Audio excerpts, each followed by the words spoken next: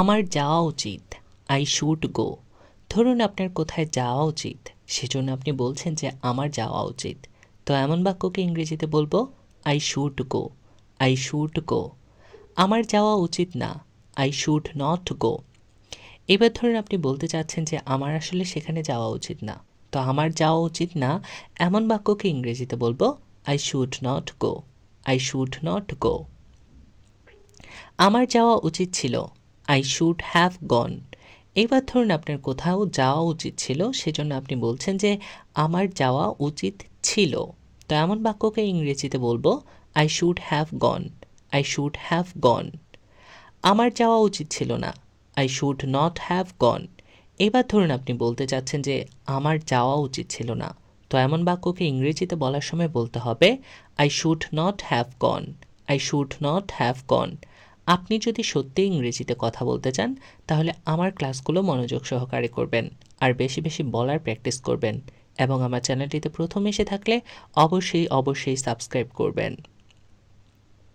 আমি অবশ্যই যাব, আই মাস্ট গো। এবার ধরুন আপনি বলতে চাচ্ছেন জোর দিয়ে যে আমি অবশ্যই যাব। তো এমন বাক্যকে ইংরেজিতে বলবো I must go, I must go. আমি অবশ্যই যাব না, আই মাস্ট নট গো। এবার ধরুন আপনি বলছেন যে আমি অবশ্যই যাব না, তুমি যতই চেষ্টা করো আমি অবশ্যই যাব না। তো এমন বাক্যকে ইংরেজিতে বলতে হবে I must not go, I must not go. আমাকে যেতে হবে, আই হ্যাভ টু গো। এবার ধরুন আপনি বলতে চাচ্ছেন যে আমাকে যেতে হবে, তোমরা যাও আর না যাও আমাকে যেতে হবে। তো এমন বাক্যকে ইংরেজিতে বলার সময় বলতে হবে I have to go, I have to go. আমাকে যেতে হবে না, আই হ্যাভ নট টু গো। এবার ধরুন আপনি বলছেন যে তোমরাই যাও, আমার যেতে হবে না। আমরা কিন্তু মাঝে মাঝে এইভাবে বলে থাকি। তো আমাকে যেতে হবে না এমন বাক্যকে ইংরেজিতে বলার সময় বলবো I have not to go, I have not to go.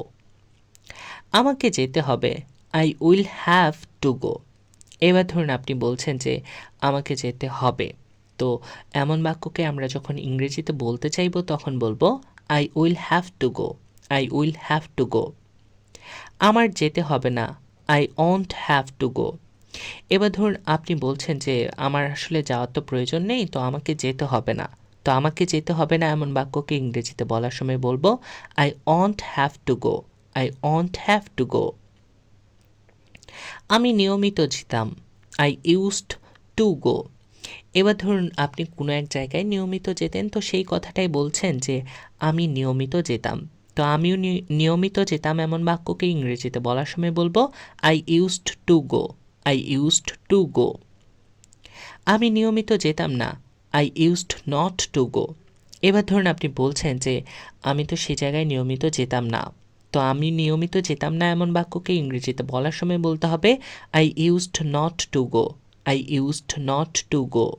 যদি তুমি আসো আমি যাব, if you come I will go. অনেক সময় হয় না আমরা বলে থাকি যে যদি তুমি আসো তবে আমি যাব। তো যদি তুমি আসো আমি যাব এমন বাক্যকে ইংরেজিতে বলতে চাইলে বলতে হবে if you come I will go, if you come I will go. যদি তুমি না আসো আমি যাব না, if you don't come I won't go. এবার ধরুন আপনি বলছেন যে যদি তুমি না আসো তবে কিন্তু আমি যাব না। অনেক সময় কিন্তু আমরা এমন বাক্য বলে থাকি। তো এমন বাক্যকে ইংরেজিতে বলার সময় বলবো if you don't come I won't go, if you don't come I won't go. আমার যাওয়া হয়, আম গন। এবার ধরুন আপনি বলছেন যে আমার যাওয়া হয়, কোনো একটা জায়গায় আপনার যাওয়া হয়, এমন বাক্যকে ইংরেজিতে বলার ক্ষেত্রে বলবেন আম গন, আম গন। আমার যাওয়া হয় না, আম নট গন।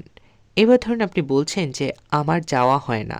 তো এমন বাক্যকে ইংরেজিতে বলার সময় বলবো আম নট গন, আম নট গন। আমার যাওয়া হচ্ছে, আম বিং গন। এবার ধরুন আপনি বলছেন যে আমার যাওয়া হচ্ছে। তো এমন বাক্যকে ইংরেজিতে বলার সময় বলতে হবে আম বিং গন, আম বিং গন। আমার যাওয়া হচ্ছে না, আম নট বিং গন। এবার আপনি বলছেন যে আসলে আমার যাওয়া হচ্ছে না। তো আমার যাওয়া হচ্ছে না এমন বাক্যকে ইংরেজিতে বলার সময় বলতে হবে I'm not being gone, I'm not being gone. আমার যাওয়া হয়েছে, আই হ্যাভ বিন গন। এবার ধরুন আপনি কোথাও গিয়েছেন, তো আপনার কিন্তু যাওয়া হয়েছে। সেক্ষেত্রে আপনি বলছেন যে আমার যাওয়া হয়েছে। তো আমার যাওয়া হয়েছে এমন বাক্যকে ইংরেজিতে বলার সময় বলবো I have been gone, I have been gone. আমার যাওয়া হয়নি, I have not been gone. এবার ধরুন আপনি বলছেন যে আসলে আমার যাওয়াই হয়নি। তো আমার যাওয়া হয়নি এমন বাক্যকে ইংরেজিতে বলবো I have not been gone, I have not been gone. তো আশা করছি আজকের আমার এই সহজ ছোট ক্লাসটি আপনাদের অনেক ভালো লেগেছে। আমার এই ক্লাসটি যদি ভালো লেগে থাকে তাহলে সবার সাথে শেয়ার করতে ভুলবেন না।